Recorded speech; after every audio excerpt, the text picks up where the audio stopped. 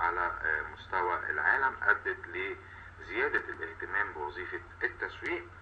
هذه التطورات مثل اتفاقية الجات والتحول نحو حرية السوق والخصخصة وانفتاح السوق المحلي للشركات الأجنبية. يعني في الماضي كانت الشركات المحلية تنافس بعضها، ولكن بعد تطبيق اتفاقية الجات وانفتاح السوق بقت الشركات الأجنبية تنافس الشركات المحلية، بسبب ان الاتفاقية بتعطي الفرصة للشركات الأجنبية للدخول